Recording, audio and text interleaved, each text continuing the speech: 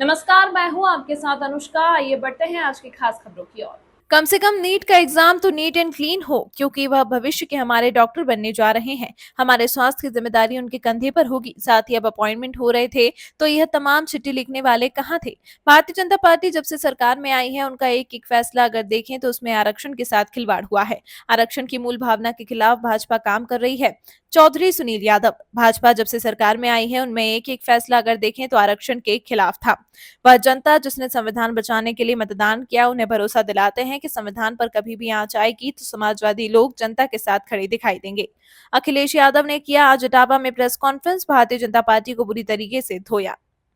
वो जनता जिसने संविधान बचाने के लिए मतदान किया, हम उन्हें भरोसा दिलाते हैं कि संविधान पर कभी भी आंच आएगी तो समाजवादी लोग जनता के साथ खड़े दिखाई देंगे। एनडीए सरकार के मंत्री ओम प्रकाश राजभर जी, उनके विधायक जो उनका नकल माफिया नाम आ रहा है बेबीराम जी का।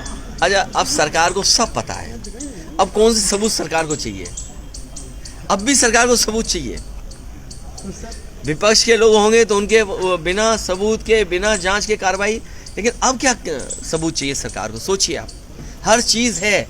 जो स्टिंग ऑपरेशन हुआ, सब बातें साफ आ रही हैं, सबने सुना है।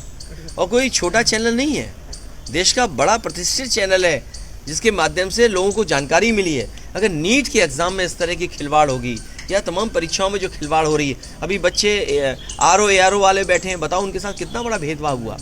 वो अपना पूरा जीवन लगा देते हैं कि उन्हें नौकरी मिल जाए, और नौकरी इसलिए चाहते हैं कि उनका जीवन बनेगा उसके। ये उनके भविष्य जीवन के साथ खिलवाड़ कर रहे हैं। 3 गुना 60 लाख, 1 करोड़ 80 लाख परिवार या लोग ऐसे थे या वोट जो प्रभावित थे सीधे सीधे। अभी जो नीट का एग्ज़ाम हुआ है, कम से कम नीट का एग्ज़ाम तो नीट एंड क्लीन हो, क्योंकि वो भविष्य के हमारे डॉक्टर बनने जा रहे हैं। भविष्य में हमारा स्वास्थ्य कैसे बेहतर रहेगा, उसकी जिम्मेदारी उनके कंधे पर होगी। ये बीजेपी के लोग अभी से नहीं, इनका पुराना इतिहास उठा करके देख लो। ये जितने भी एग्ज़ाम होते हैं, सबसे ज़्यादा खिलवाड़ ये करते हैं। खिलवाड़ खुद करते हैं, उंगली दूसरों पे उठाते हैं। जैसे ये आरक्षण की जो चिट्ठी आ गई, आखिरकार कौन है जिम्मेदार इसके लिए? बीजेपी खुद जिम्मेदार है। तो जब अपॉइंटमेंट्स हो रहे थे, ये तमाम चिट्ठी लिखने वाले कहाँ थे? तो सर, सदन में डिप्टी स्पीकर पद के लिए क्या आपकी पार्टी कोई? देखिए, जो अन्य दलों का फैसला होगा, और अन्य दल अगर चाहते हैं कोई इस तरह का, और ये बात पहले भी कही गई कि डिप्टी स्पीकर विपक्ष को मिलना चाहिए, डिप्टी स्पीकर विपक्ष का हो। सर, लगभग 4 महीने बाद मोदी के मन की बात आज फिर से कार्यक्रम शुरू हुआ, 111वां संस्करण है। भारतीय जनता पार्टी जब से सरकार में आई है, उनका एक एक फैसला देख लें अगर आप, उसमें आरक्षण के साथ खिलवाड़ हुई है।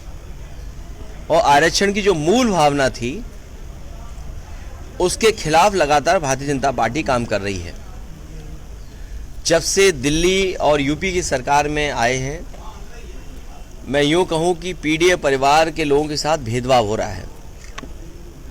और भारतीय जनता पार्टी नहीं चाहती है कि जो समाज, जो बहुजन समाज, जो पीडीए परिवार, चाहे वो अल्पसंख्यक हों, आदिवासी हों, आदि आबादी हो, पिछड़े हों, दलित हों, या अन्य जातियां जिनको आरक्षण से सम्मान का जीवन जीने का मौका मिलता था, उस आरक्षण के साथ लगातार सरकार खिलवाड़ कर रही है।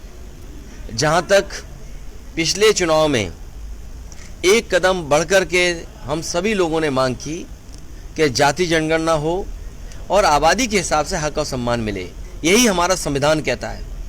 और यही मूल भावना थी मंडल कमीशन की, यही बाबा साहब चाहते थे, यही डॉक्टर राम मनोहर लोहिया चाहते थे, यही नेताजी का रास्ता रहा। ये जो लोग आजकल पत्र लिख रहे हैं या दिखावटी काम कर रहे हैं, ये भारतीय जनता पार्टी को बचाना चाहते हैं। भारतीय जनता पार्टी की ये रखवाली करना चाहते हैं, क्योंकि उन्हें महसूस हो गया है कि इधर जागरूक जनता इनके खिलाफ मतदान कर रही है। इस अंक में फिलहाल इतना ही। अगले अंक में आपसे फिर होगी मुलाकात। तब तक के लिए नमस्कार।